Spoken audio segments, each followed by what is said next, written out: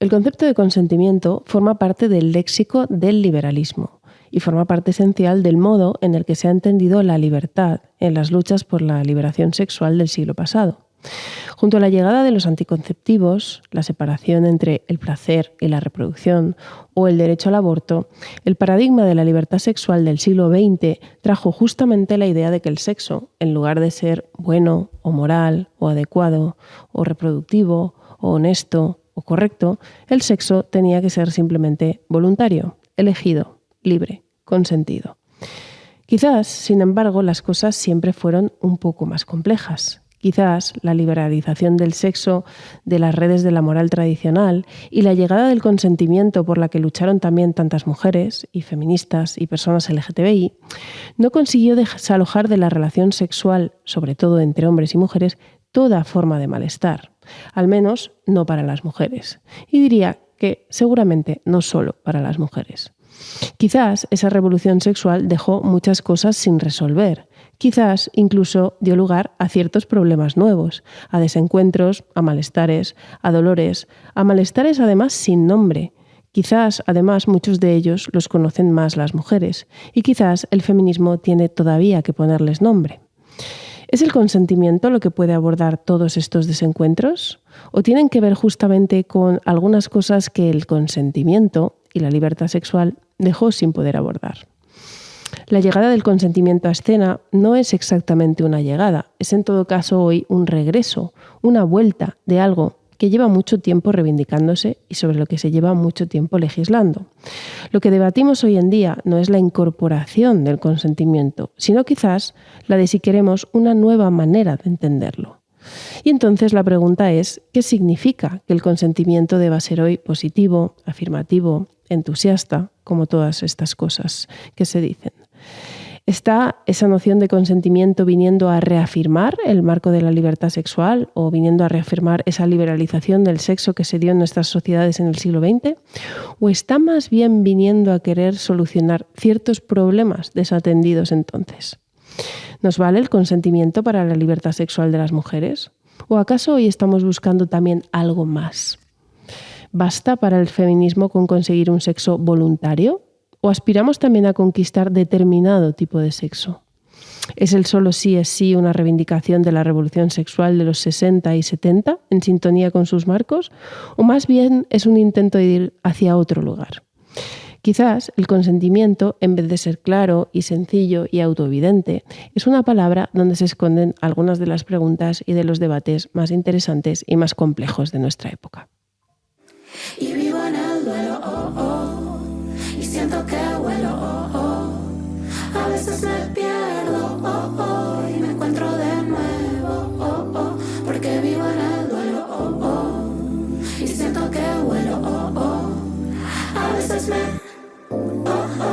me creo de nuevo, oh, oh. Soy Clara Serra y esto es El sentido de consentir, un programa de radio producido por La Casa Encendida en el que hablamos de sexualidad, de deseo y de consentimiento. Empezando por el principio, me aseguro no me despisto, lo devuelvo todo a su sitio, pronto, tarde.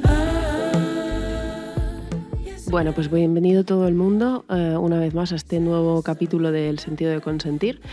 Hoy me acompaña Jorge Alemán, que es escritor, psicoanalista de orientación lacaniana y que está aquí para hablar del librito, de las ideas del libro, del sentido de consentir, y yo creo que en términos generales algo así como de la transparencia del sexo, podríamos decir, que es una de las ideas que sale permanentemente en el libro, ¿no? Y que creo que tiene que ser pensada en un diálogo entre el feminismo y el psicoanálisis, que es una de las cosas que me parece que nos hace falta indagar un poco más, ¿no? Bueno, primero bienvenido. Muchas gracias, Jorge, por venir. Gracias a ti. Claro, podríamos comenzar por esta idea de que esa crítica que hago a unos discursos de la sexualidad muy presentes, omnipresentes diría casi, ¿no? Muy presentes en el discurso mainstream, en YouTube, en Instagram, en redes sociales, en revistas de mujeres, que hablan, digamos, de la liberación sexual de la mujer o de la libertad sexual de la mujer celebrando que las mujeres podemos hablar de sexo de una manera muy clara, invitándonos, digamos, a tomar el mando de la sexualidad, siendo capaces de explicitar lo que queremos. La primera cosa, que quizás podemos empezar por aquí, es que yo en el libro digo que esto está ocurriendo en el marco de los discursos sobre el consentimiento, ¿no? Y que, por tanto, como que lo que propongo como tesis es que, a pesar de que estamos diciendo que el consentimiento está en el centro, que estamos centrando toda la cuestión del consentimiento, yo creo que está ocurriendo que lo que está cogiendo una centralidad enorme es más bien un discurso sobre el deseo, un protagonismo del deseo. Creo que la conversación está hablando más bien del deseo cuando se nos dice explicita lo que quieras y que digamos, como que está hablándose del deseo en determinados aspectos, yo creo como un deseo transparente, y que esto es lo primero que creo que el psicoanálisis tiene algo que decir sobre. O sea, ¿qué te parece que está pasando aquí? ¿O qué es este deseo que está emergiendo o esta manera de entender el deseo? Bueno, en primer lugar, te agradezco mucho esta invitación. Además, el libro tiene esta virtud de que no había sido algo tradicional establecer este diálogo entre el feminismo y el psicoanálisis. Me parece que es una de las novedades que recorre tu texto, porque efectivamente la idea de consentir tiene una estructura jurídica ya muy bien delimitada y tú examinas qué tipo de sujeto está supuesto a ese consentir.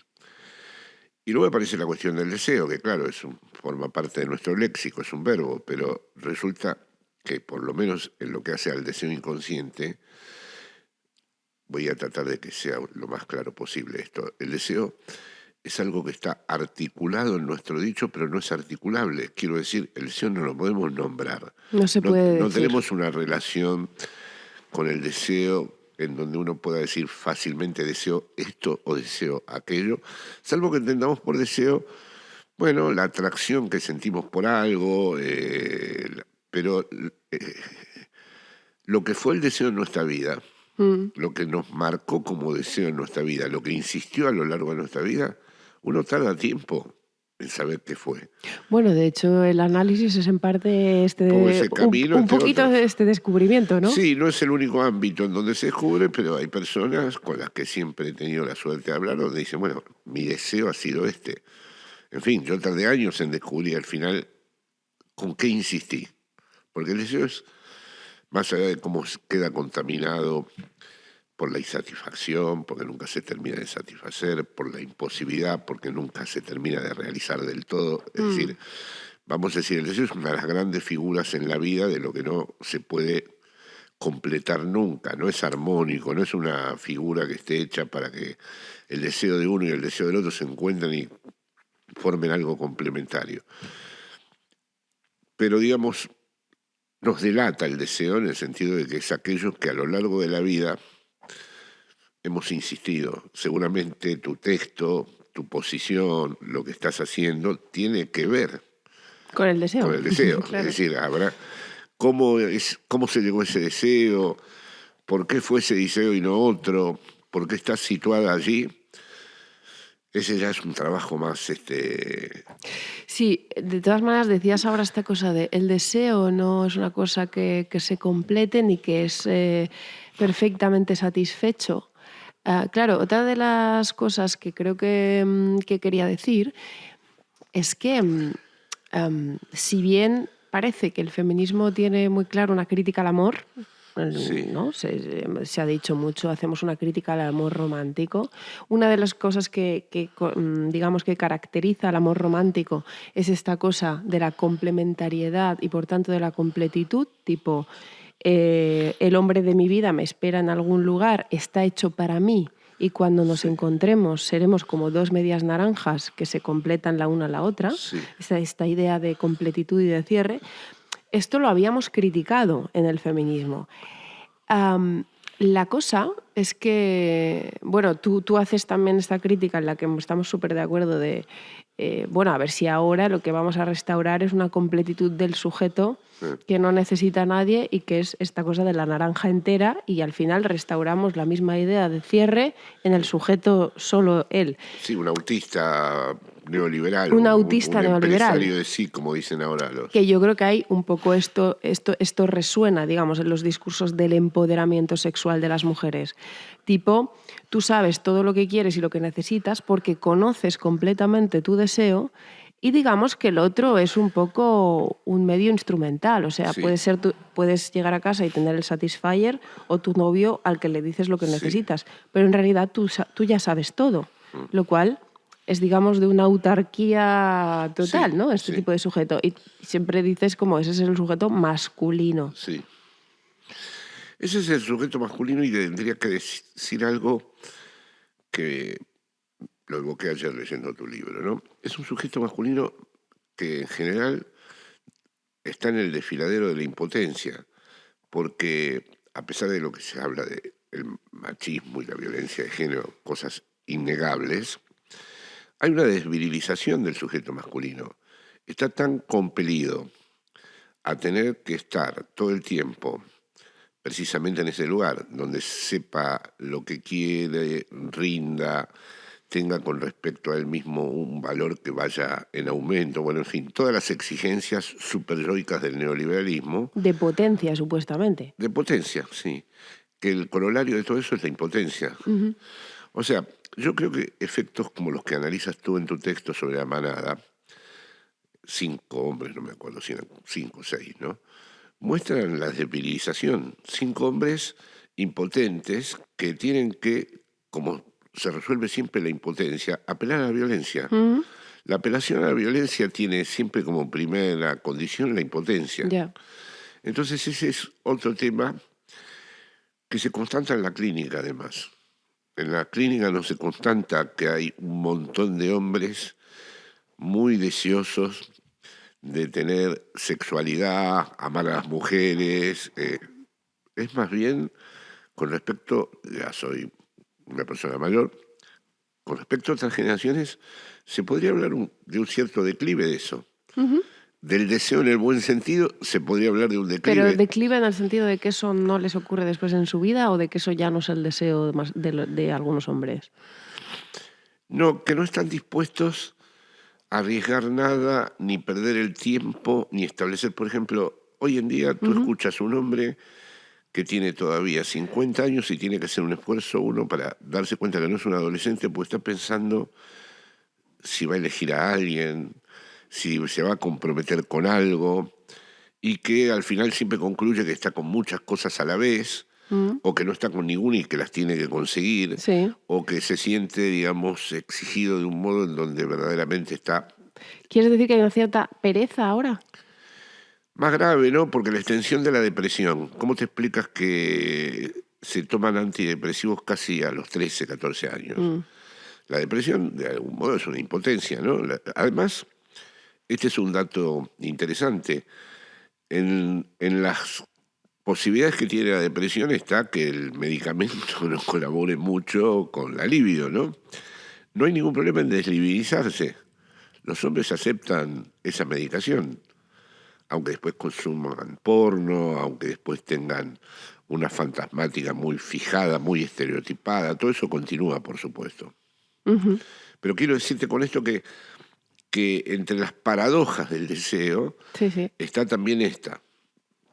Y de hecho se ven mujeres con deseos mucho más decididos, mucho más comprometidas y mucho más, cuando uno realiza una actividad, Bueno, es que una de las cosas que es una conversación con mis amigas, por ejemplo, ahora además te voy a poner un par de audios, porque tenemos una sección aquí en el buenísimo. programa que es Mis amigas dicen cosas, donde mis amigas me mandan, cosas, muy dicen bien, cosas muy bien. para mí, para quien está conmigo en el programa.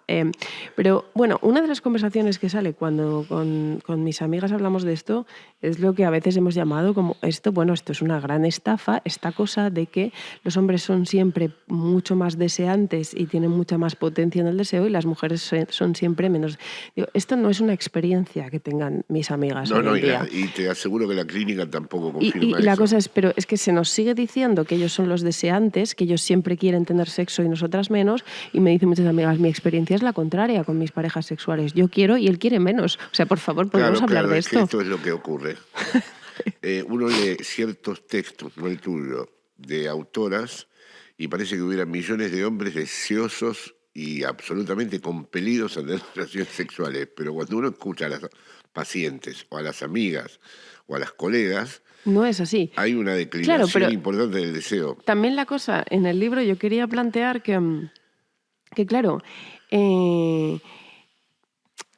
a ver, ¿cómo lo digo? De alguna manera, el marco sobre el que está construido este discurso del consentimiento y del solo sí es sí, sigue, digamos, presuponiendo de manera indiscutida que el deseo es masculino y que la mujer acepta o no y dice sí o no, pero digamos que la que recibe la propuesta es la mujer y que el hombre es el lugar de la iniciación, es el que inicia la interacción sexual. De hecho, si tengo razón y creo que esto puede llevar a una legislación mucho más restrictiva o en algunos casos mucho más punitiva, no presupone en ningún momento la posibilidad de que sea la mujer la que un día se le pregunta si insistió en el consentimiento del otro, si fue suficientemente comunicativa, si recibió un sí explícito por parte del otro, pero que sea el otro el que está en ese lugar. Sí. Eso no está aquí, está totalmente borrado de la Está ecuación. borrado. Yo entiendo que jurídicamente tal vez no se pueda implicar esta dimensión, pero es muy bueno que lo traigas porque es así. Es decir, ¿cómo vamos a explicar que los jóvenes de 40 años tomen Viagra? Que es otra de las cosas que están extendidas. ¿Y cómo vamos a explicar la rapidez con la que en muchísimos casos los hombres, sin saberlo, y ahí está un matiz importante del deseo inconsciente, se les ha retirado el deseo? No ha dejado de gustarles aquel sujeto, sea hombre o mujer, con el que están, pero hay un deseo débil, un deseo que declina con mucha facilidad. Este es un signo de los tiempos muy importante a considerar. Una cosa, me gustaría ir por el... En realidad tiene que ver con esto que estamos hablando de la potencia, pero me gustaría preguntarte un poco por el tema de la afirmación, ¿vale? Aquí, Sí. en estos lemas que estamos discutiendo, aparece el sí y el no, ¿no? Y en realidad es súper filosófica la reflexión acerca de la afirmación y de la negación. Yo quería ponerte primero a mis amigas que dicen cosas en un primer audio que vamos a escuchar que hablan de por qué, digamos, nos puede gustar el lema del solo sí es sí o qué tiene de interesante esto, Sí. ¿no? Y qué tiene que ver esto con el deseo, o sea, la afirmación y el deseo aparecen por aquí ligados a este lema. Vamos a escucharlas y luego lo comentamos. Del lema solo sí, lo que me gusta es la idea de la afirmación, que una acción sea afirmativa, que realmente me vea como comprometida con ello, que realmente me parezca deseable. De hecho, la gracia del sí tenía que ver con eso.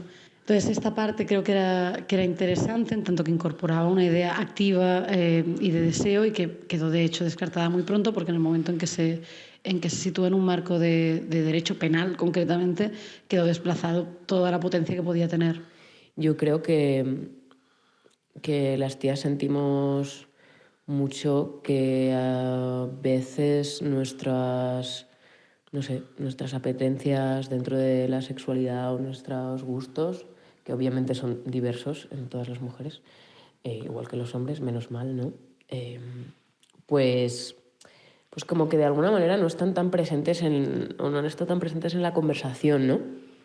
Entonces, claro, que un lema diga solo sí es sí, me parece que de alguna manera tiene sentido cuando, en tanto que pone sobre la mesa que el deseo de las mujeres existe, ¿no? Me parece que esa es la potencialidad que tiene el lema, la verdad.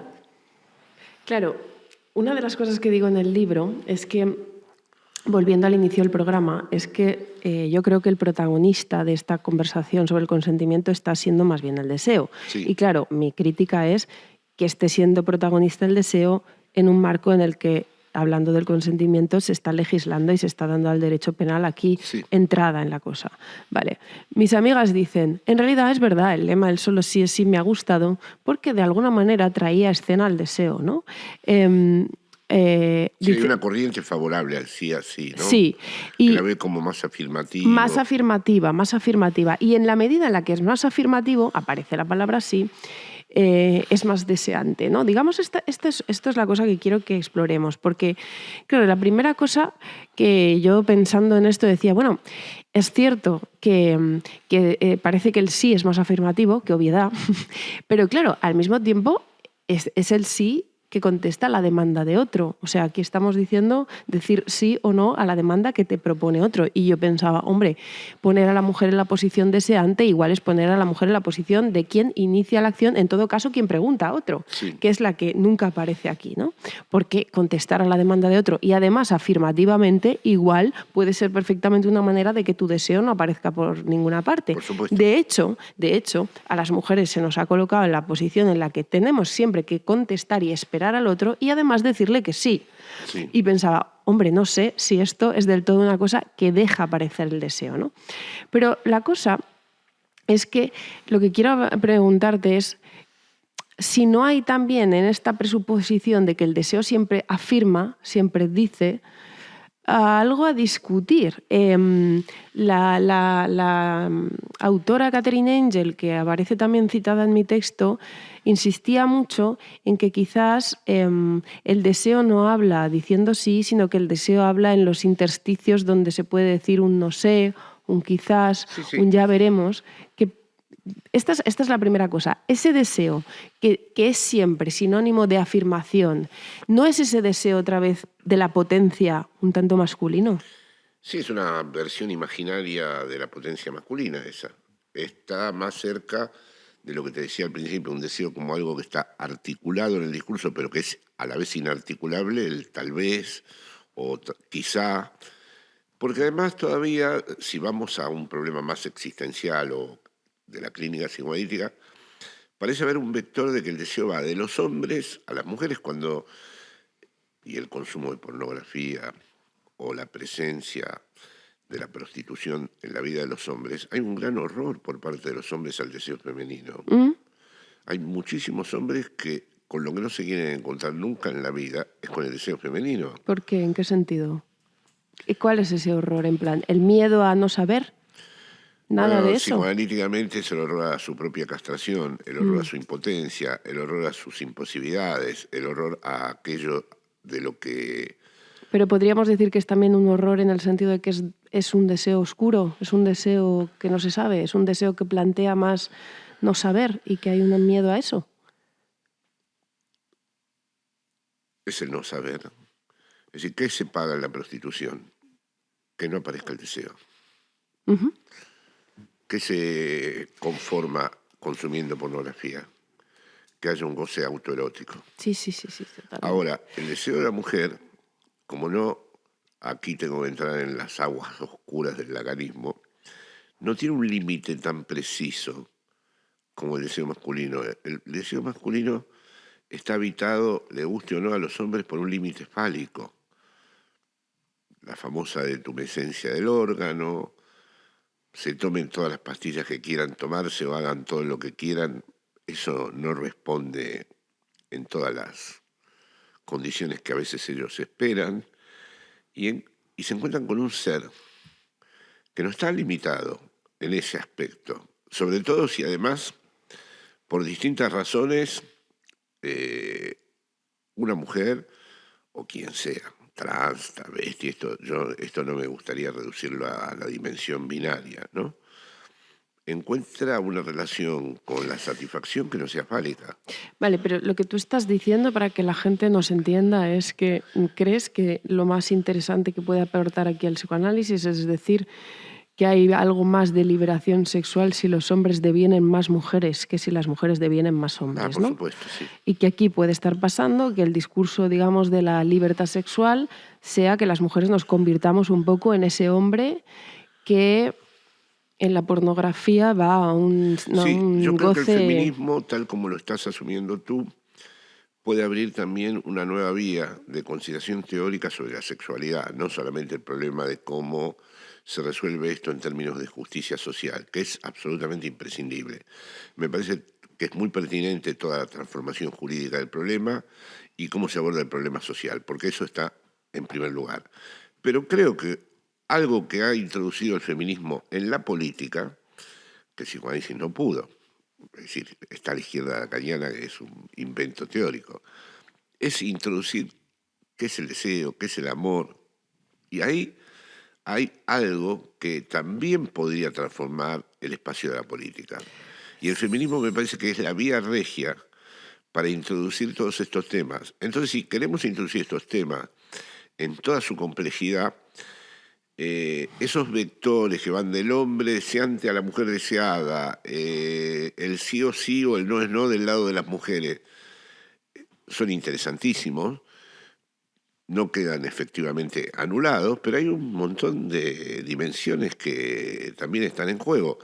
Otra cosa es que alguien me diga, mira, para las reivindicaciones feministas, para la defensa que tiene que ser el feminismo frente a la dominación patriarcal y a la injusticia, no son relevantes.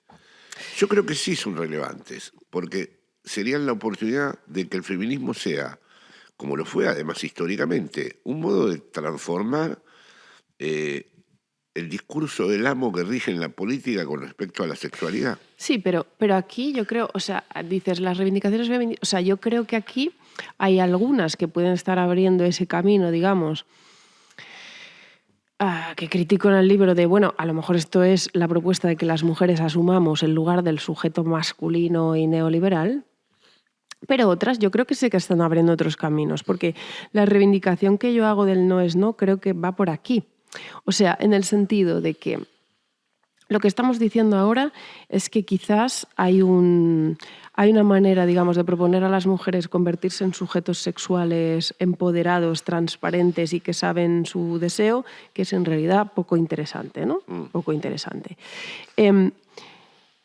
Claro, aquí de hecho, lo comentamos también, que tú lo has leído también, el libro este de Clotilde Guil. A mí lo que más interesante me pareció de este libro es que ella cuestionaba justamente esta idea imperante de es muy interesante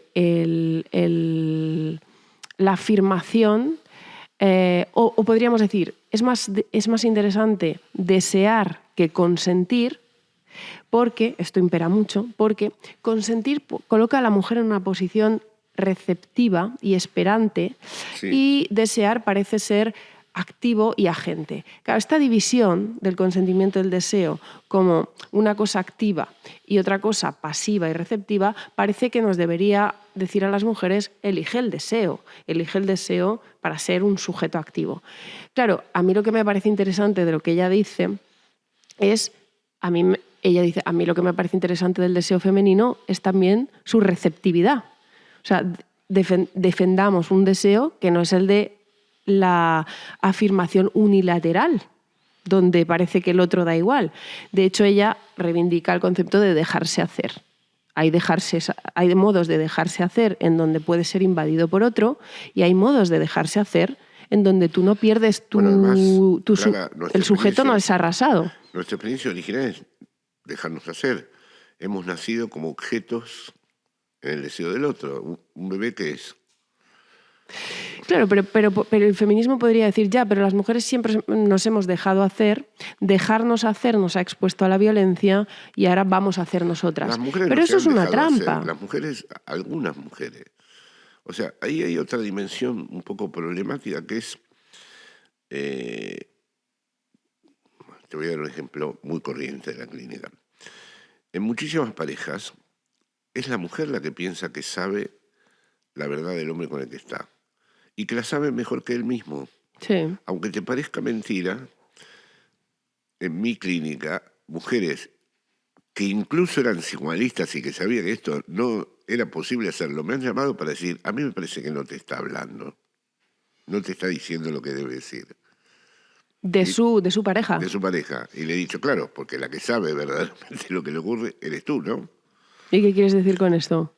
Quiero decir con esto que esto de el dejarse hacer es muy complejo, porque no es algo intersubjetivo. El problema de todas estas ideas es que deslizan una idea de intersubjetividad, me gustaría que esto se pudiera entender, que no existe, no hay esa intersubjetividad simétrica en nada. Hay todo el tiempo pactos. Vale, pero eso es un grado ya más complejo. O sea, esto no es tan complejo, te llama... Sí, pero la principal idea, digamos, si cogemos el discurso como imperante y que más cala, es que dejarse hacer es malo. O sea, que el sujeto es más libre si no se deja hacer por el otro. Estamos en un punto como muy anterior a la complejidad que tú estás diciendo. ¿Sabes lo que te digo? Como en plan de...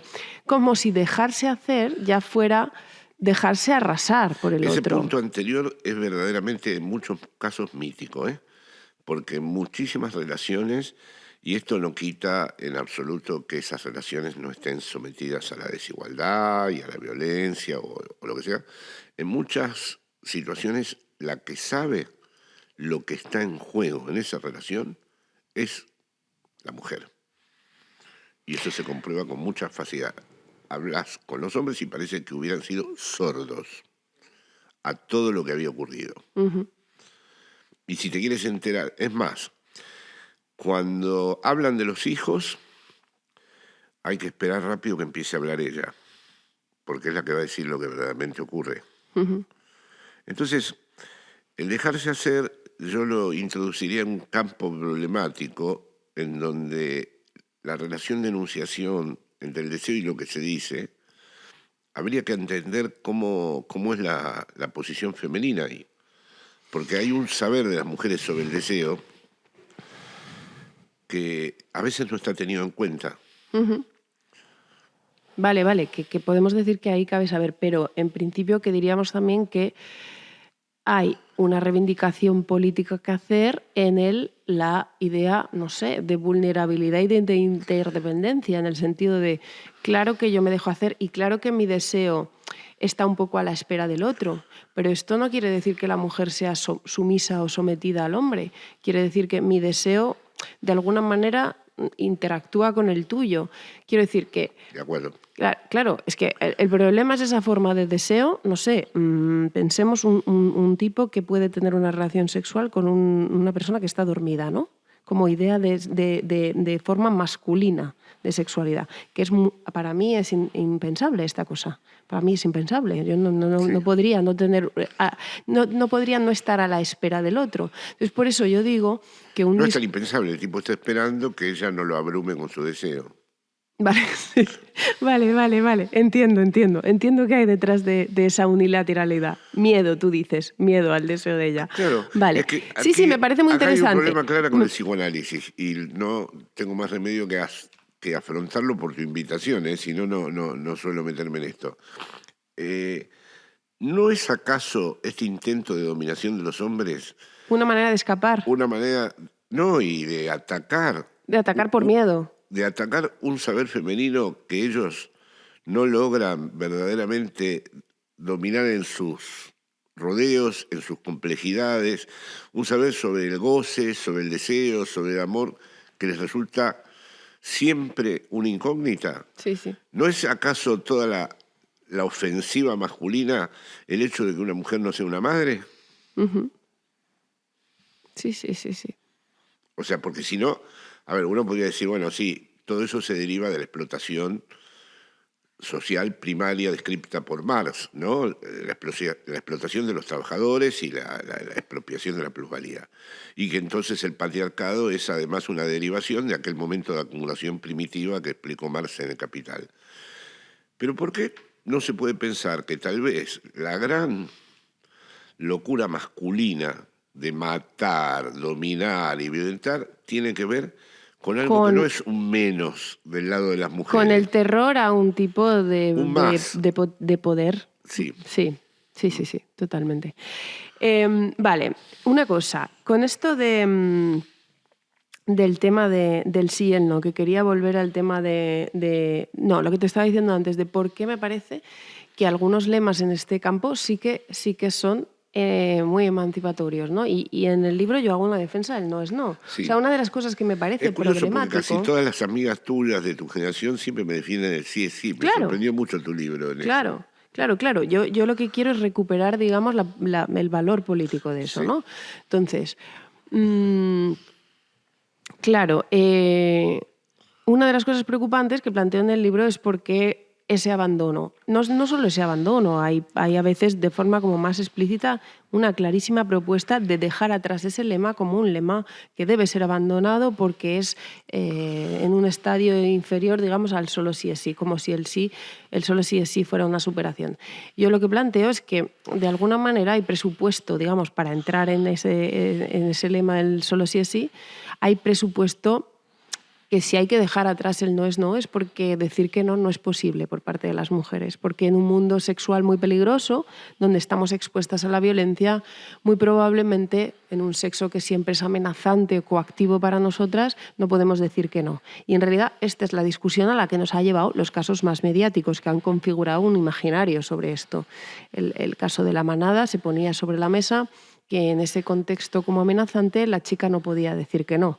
Como ese caso ha habido muchos otros. Sí. Y lo que, digamos, se ha instaurado es a mi juicio, el problema es que es un clima generalizado desde donde hemos pensado el conjunto del sexo. Es decir, que hemos pasado de decir, bueno, a veces no se puede decir que no, oye, a veces esto es cierto y a veces eso, y entonces el derecho ahí tiene que intervenir, a un poco una manera de decir, es mejor para el feminismo pensar que en general, siempre, en un mundo masculino, no podemos decir que no.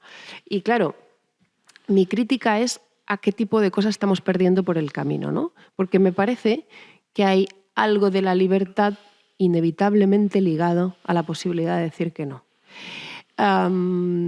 Quería poner también unos audios de mis amigas que hablan un poco de cuando les pregunto, en plan, bueno, pero ¿qué te gusta de este lema? ¿Qué te gusta de este lema? Que algunas feministas están diciendo dejémoslo atrás, ¿no? Entonces vamos a escucharlas a ver qué dicen y a ver qué te parece. Decir que no es una cosa que yo siento después de, bueno, mirando atrás, ¿no? Como en mi biografía y mis experiencias, siento que es algo que me he dado cuenta, que me ha liberado y que me ha conectado con mi deseo a medida que han pasado los años, ¿sabes? Claro, plantea un conflicto, pero luego a la vez, cuando una se hace mayor, se da cuenta de que, joder, que lo que más libre me ha hecho es decir no. O sea, no me apetece tener esta cita. Pues sobre el no es no, concretamente lo que más me interesa es que, por el contrario de lo que se quiere plantear muchas veces, me parece un buen equivalente a libertad. Yo soy libre cuando puedo decir que no a todo aquello que no deseo y que por lo tanto abre la puerta a pensar y a ejecutar todo aquello que sí deseo. Yo soy libre cuando puedo decir que no a un trabajo y no lo soy cuando no me queda más remedio que decir sí. Yo soy libre cuando puedo decir que no quiero vivir en un lugar, que no quiero mantener una relación, la que sea, con alguien. Y precisamente es a partir de ese no, que en realidad opera como una afirmación, afirmo que no quiero esto, es cuando puedo abrir la puerta a todo lo que sí quiero en realidad. Porque solamente de esta manera, solamente en el momento en que lo niego, me puedo colocar en un camino en el que puedo avanzar hacia otro lugar. Vale. Es que me parece que está muy bien dicho lo que te quiero preguntar. Hay esta presuposición de que el deseo es lo que afirma, lo que hace que el sujeto afirme, ¿no? Y yo quiero reivindicar que en el no hay una afirmación del sujeto fundamental, ¿no? Coincido. Entonces, porque en esta negatividad el sujeto no se está diluyendo, se está afirmando. No, Claro, y yo, en el libro digo mucho que si no resguardamos que en general las mujeres pueden decir que no, y si podemos poco, en realidad tendremos que hacer que podamos más, no creo que jurídicamente el sí signifique nada. O sea, si el no es imposible, ¿en qué medida en una situación de coacción y amenaza el sí significa algo? Sí. Esto en términos jurídicos. Sí, lo ¿vale? explicas en tu libro muy bien. Eso. Vale, ahora quiero pasar al asunto del deseo, porque en realidad... Ahí está más complicado. Vale, en realidad lo que quiero decir es, yo desconfío de un discurso que nos dice que solo diciendo que sí, mi deseo va a aparecer. No. Me da más la sensación de que solo pudiendo decir que no, que es lo que ha dicho mi amiga al final. Dice el no como condición de posibilidad, o sea, poder decir lo que no quiero como condición de posibilidad de luego quizás explorar lo que sí quiero. Es decir, en el sadomasoquismo, por ejemplo, que es una cultura del consentimiento, lo prioritario es que el no esté siempre a la mano, ¿no? Es como una especie de freno de emergencia. De hecho, hay a veces palabras clave, en plan, ¿qué nos permite, digamos, decir que aquí, en lo que ha pasado en una relación sadomasoquista, no ha sido violencia? No ha sido violencia en términos jurídicos. Que en cualquier momento podría haber separado eso, que en cualquier momento alguien puede decir o bien el no o bien la palabra clave para detener el tren, ¿no? Como un freno de emergencia. Y por tanto, que mientras no se diga que no, lo que ahí se está explorando, que igual nos está diciendo, o sea, que igual eso habla con un silencio o habla con un sí o con un no sé, no sabemos cómo habla eso. En realidad lo que se dice es, si se habla, que se diga que no. Y mientras tanto, en realidad, a lo mejor lo que ahí ocurre tiene algo que ver con el deseo. O sea, ¿no es el lema del no es no mucho más capaz de dar espacio al deseo, precisamente porque no lo obliga a hablar? Esta es mi cosa, ¿sabes? Estoy de acuerdo contigo y con lo que ha dicho la compañera que habló. A ver, diría de nuevo un matiz, pero muy desplazado desde la experiencia analítica. Yo tengo cada vez más amigas que tienen mucha pereza de decir que sí. Y porque a partir de un momento dado, mientras la vida transcurre, como creo que la compañera dijo, el paso de los años, me voy a permitir. El paso de los años. El sí. paso de los años hace que ciertas cosas solo se soporten si hay amor. Uh-huh. Entonces, todas estas prácticas, no hay que olvidarlos, sadomasoquistas, prácticas donde podemos explorar en la debilidad del otro, en favor de una satisfacción o en algún tipo de goce oscuro que exista, a partir de un determinado momento exigen un acto de confianza que entre los seres humanos son limitados, digamos, no es que están abiertos a millones de posibilidades. Exigen un acto de confianza que si no está el amor es muy difícil. Entonces, ¿qué explica la retirada de tantas personas, hombres y mujeres, aún jóvenes, atractivas, con deseos de la vida sexual?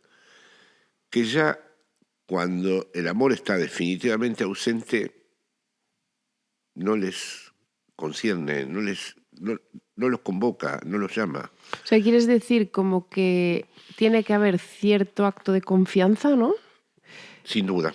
Que si no hay, quizás no merece la pena a partir de esa... determinado momento, desnudarse, dormir al lado de otro, mostrarle al otro su modo de gozar, que no siempre es el más elegante.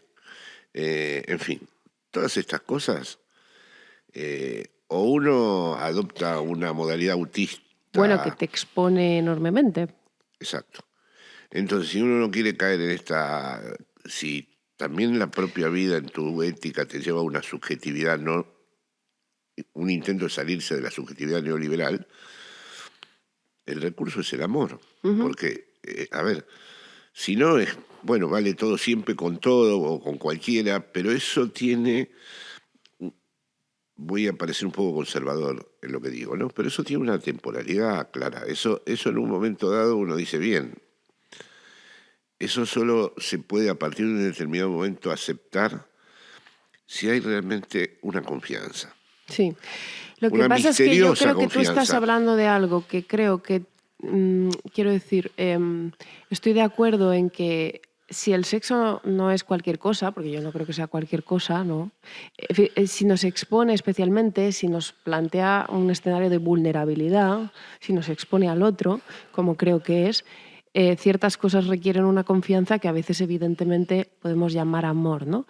Creo que esto habla de esto que tú dices de la retirada del sexo de algunos hombres. Pero claro, en el caso de la experiencia... Y de las mujeres también. Y de las mujeres también, no digo que no, pero digo que en el caso de la experiencia femenina, creo, en el caso de las mujeres, en un mundo, digamos, donde hay una hostilidad, que ya no es, digamos, el miedo o la inseguridad de la exposición al otro, inerradicable del sexo, sino que es más bien la violencia cruda.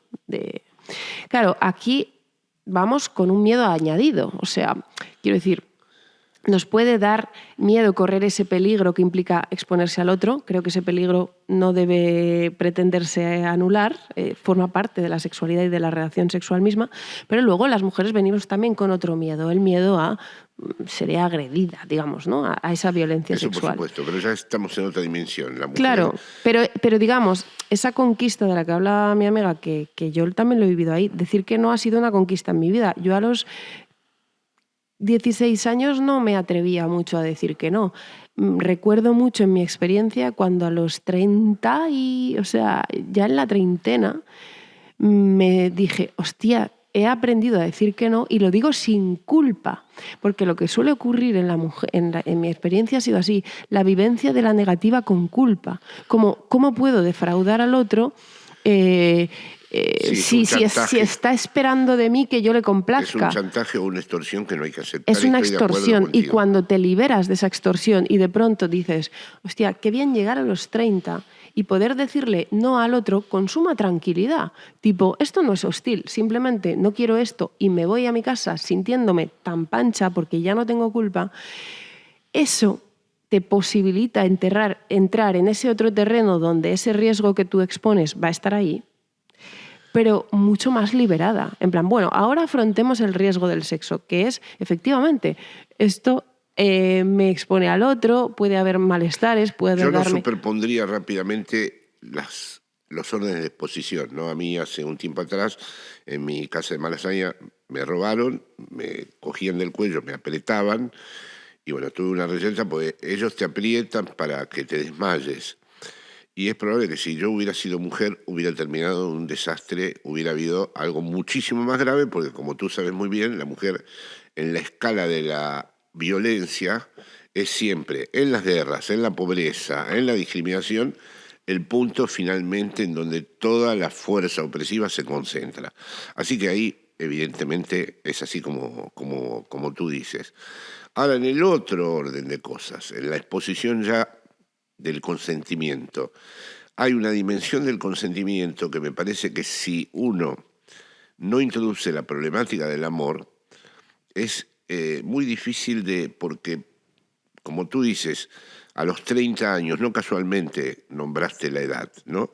Es verdad, hay un montón de cosas que uno hace porque piensa que no está bien dejarlas de hacer, o no se atreve a decir que no, o a los caballeros también les sucede que se prestan a estupideces por ser incapaces de decir que no.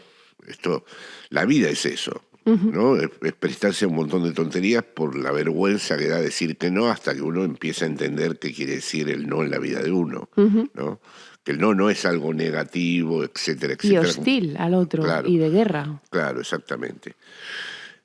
Pero yo iba al otro terreno, iba al terreno de pensar esta cuestión donde las experiencias políticas, las experiencias del grupo, que empiezan jubilosamente, terminan aniquilando todos los deseos y termina produciéndose un efecto de hostilidad, de luchas narcisistas, de rivalidades encendidísimas, porque hay algo con respecto al amor que evidentemente está empezando cada vez más a estar ausente, ¿no?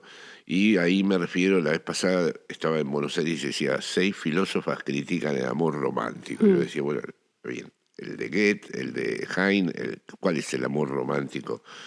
Porque me parece muy bien esa deconstrucción del amor que ha llevado a la expectativa del ser complementario, sí, etcétera, etcétera, que ha sido fatídica en sus consecuencias. Deberíamos llamar amor romántico a ese tipo de amor. A ese amor, que te promete la completitud. Claro, pero yo creo que hay un tipo de amor donde al revés uno puede descubrir su propia singularidad, donde finalmente es gracias al amor que uno descubre algo de sí mismo, algo desconocido para uno mismo, ¿no? Sí, tú tienes una cita muy bonita en el libro de Breviario Político que dices esta cosa de a lo mejor el amor es acompañarse mutuamente allí donde se sabe que la falta no será completada por el otro. Sí. O sea, más bien en ese lugar donde cabe la falta y hay un acompañamiento de eso. Sí. Vale, La última cosa que quería hablar contigo, porque tenemos que ir cerrando, pero tenemos que hablar de esto porque ayer, de hecho, lo comentamos un poco, es en esta cosa de que, bueno, hay gente, no sé si leíste bueno, algunas de las respuestas que ha habido al libro, pero bueno, una de las cosas que me dicen es, vale, Clara, tú reivindicas mucho la falta de transparencia, la opacidad, pero claro, y reivindicas mucho, por ejemplo, que una mujer puede tener deseos oscuros y no elegidos por ella misma. Pero se me contesta, vale, pero en algún momento tendremos que hacernos cargo de que igual, claro, el patriarcado está configurando nuestros deseos y ¿qué hacemos con eso? ¿Qué hacemos con nuestro deseo? O sea, vale que no que hagas esta crítica, digamos, a que el derecho penal entre ahí. Pero ¿qué pasa? ¿Lo vamos a aceptar sin más? O sea, ¿no vamos a intentar que nuestros deseos sean otros? Como diciendo que esa oscuridad del deseo igual tiene que ver con una influencia, con una construcción con que el poder está configurando nuestro deseo. Y esto es una cosa esto es una de las preguntas a las que da lugar el libro. Una de las preguntas críticas es, ¿no vas a criticar el deseo y esa oscuridad del deseo? ¿O no hay ninguna otra vía, digamos, de transformar eso, o de cambiar eso, o de deshacer eso?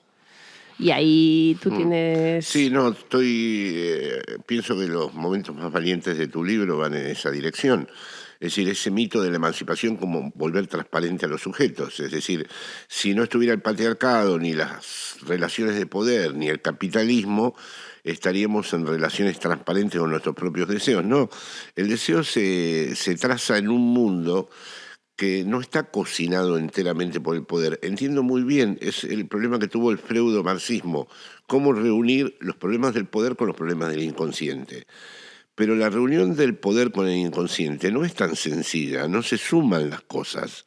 Es decir, no es mecánico, podríamos decir, ¿no? Efectivamente, que a mí, por ejemplo, yo tengo una determinada afinidad con determinado tipo de sujetos, no me lo ha marcado el poder, y que realmente tenga dificultades a veces para amar lo que permanece o lo que no permanece, o para desearlo más lejano, no me lo marca el capitalismo. Es decir, hay un trabajo que has iniciado en tu campo que a mí me parece muy importante porque es un esfuerzo teórico que hay que hacer, sin anular ninguna de las dimensiones. Por supuesto que el poder nos conforma, nos modela, nos construye deseos, pero en el medio de eso... Pero no nos consigue construir del todo.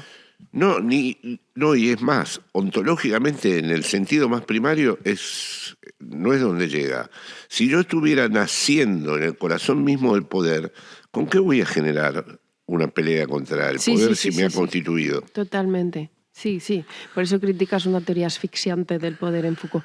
Pero esto tiene todo que ver con la cuestión de cuando se reivindica, por ejemplo, desde ciertos feminismos, evidentemente yo lo hago aquí, que las mujeres tienen que tener derecho a un deseo, a un imaginario sexual donde el poder aparece. Aquí, por eso, el sadomasoquismo ha sido un terreno de discusión en el feminismo que también solo ha habido hostias con esto. El sadomasoquismo... O sea, una parte del feminismo... No es una relación de poder. Bueno, es un juego, es una erotización de ciertos lugares de poder. En general el hombre quiere ser tratado como un niño malo. Es una cosa de la neurosis infantil, es un problema de que la minoría de edad... Bueno, pero no es lo que se suele decir desde el feminismo. O sea, desde el feminismo, digamos, que hace la crítica al sadomasoquismo, se suele entender que es una reproducción tal cual, digamos, de los lugares. Y que entonces se dice, hombre... Muy bien que las mujeres quieran practicar sadomasoquismo, pero algo tendremos que decir del hecho de que en un mundo donde los hombres tienen el poder y las mujeres no lo tienen, luego eso se transporte a una relación sadomasoquista donde la mujer es sumisa y el hombre es amo. No es sumisa, Clara. En la experiencia clínica, el verdadero masoquista, el que está orientado de manera perversa, el que sabe cómo gozar, orienta y le da clases al que está oficiando de amo. Sí, que al final el esclavo manda más. Claro, el esclavo ahí te orienta. Otra cosa es el masoquismo moral. Y ahí sí hay otra clave, que es cuando Lacan dice que el masoquista busca la angustia del otro. Porque cuidado con el exceso de la queja y el sufrimiento del masoquista, porque logra de verdad angustiar al otro. Es también otra forma de dominación. Con lo cual, masoquismo y sumisión si somos estrictos en el campo de las pulsiones, no son sinónimos de sumisión. Escenográficamente, claro, sí. Es como el señor que contrata a la madama inglesa y quiere una severa que ejecute todo y se lo ve sumiso, pero el tipo elige todo el catálogo de órdenes, está todo. Las perversiones son muy codificadas. Claro, pero aparte de eso, por volver a lo de... Esto no es una construcción solo del patriarcado. En un mundo, vamos a imaginar, en un mundo no patriarcal, perfectamente podría haber esos juegos de poder en el terreno del sexo. Tendrían todavía su razón de ser, ese juego de poder en el sexo. Por es supuesto. decir, no existe el sadomasoquismo porque exista el patriarcado en el mundo. Pero no, claro, además los propios que participan de estas cosas no buscan solo... Buscan figuras de... ejecutivos, enfermeras, es decir, cada uno, es decir, es como si yo te dijera el fetiche de los pies. Hay millones de audiovisuales de pies. Los hombres son fetichistas, las mujeres, su vertiente no es la fetichista. Eso no surge del patriarcado. El misterio porque a los hombres les interesan los pies. Pero esta conversación es muy importante porque si no lo que ocurre es que el feminismo acaba diciendo, bueno, ese tipo de fetichismos, ese tipo de fantasías son el rastro, digamos, de un mundo donde los hombres tienen el poder. Sí, es lo que te dicen a ti. Y lo que me dicen es, y por tanto, en el fondo, un sexo feminista o un sexo del mundo del mañana será un sexo sin poder, será un sexo puramente igualitario. Bueno, esto es lo que opera ya ahora, en el presente, como manera de marcar lo que es un sexo bueno. Yo creo que es lo que le di vueltas a tu texto, ¿no? Es un sexo siempre asimétrico. Si es sin poder, bienvenido sea. Pero la asimetría es irreductible. Es decir, es un sexo donde no estamos en igualdad. Desde el punto de vista de la igualdad social, hay que pelearla hasta el final. Para que solo en un mundo igualitario podría uno practicar estas cosas sin que se confundan con el poder más claro, espantoso. Pero estaremos de acuerdo en que la tarea política es cambiar el mundo no igualitario, claro, intervenir en el trabajo, intervenir en la economía. Para que la simetría sea verdadera. Claro, pero hay otra versión posible, que es intervinamos en la práctica sexual para hacer el mundo más libre. Es mala idea esto. Mala idea, muy mala idea. No, a mí siempre me gustó una frase de Trotsky que decía, cuando haya socialismo empieza la tragedia. Porque la simetría va a seguir. Lo que pasa es que si nos liberáramos de todo el fenómeno de la explotación, seríamos mucho más apropiados a esa asimetría. Viviríamos eso no en los términos de las diferencias de que uno nació en un barrio, uno es extranjero, otro es una mujer pobre, otro es un discapacitado, sino en una diferencia más auténtica. En realidad, la verdadera lucha por la igualdad es lograr algún día que las diferencias sean... La posibilidad de la diferencia. La posibilidad de la diferencia verdadera. Es un insulto a la diferencia que alguien nació en una buena familia y que el otro es un inmigrante. La verdadera diferencia tendría que jugarse en encontrarse con cada uno con lo que no puede, con lo que no alcanza y aprender a saber hacer algo con ello. Uh-huh. Bueno, pues tenemos que dejarlo aquí, pero muchas gracias. No, gracias a ti, Clara. Pienso de verdad que el feminismo, porque el Sigüensis no lo va a poder hacer nunca, es la oportunidad de introducir en el campo de la izquierda, no en el campo de la política, en el campo de la izquierda un montón de temas sobre los cuales la izquierda ha sido naif o un desconocimiento represivo curioso, o se ha querido siempre desentender y luego ha retornado de manera reprimida a eso mismo que la terminó teniendo consecuencias muy negativas. Pues nada, ahí seguiremos. Y también con el diálogo entre el feminismo y el psicoanálisis, que creo que es muy necesario, especialmente en nuestro país. Bueno, pues nos despedimos. Mil gracias a Jorge por estar aquí. Gracias, Clara. Nos vamos con Jorge Alemán. Muchas gracias a todas y a todos por escucharnos una vez más. Y nos vamos, como siempre, con la canción de Duelo. Y vivo en el duelo, oh, oh, y siento que vuelo, oh, oh. A veces me pierdo, oh, oh, y me encuentro de nuevo, oh, oh, porque vivo en el duelo, oh, oh, y siento que vuelo, oh, oh. A veces me, oh, oh, y me creo de nuevo, oh, oh. Empezando por el principio.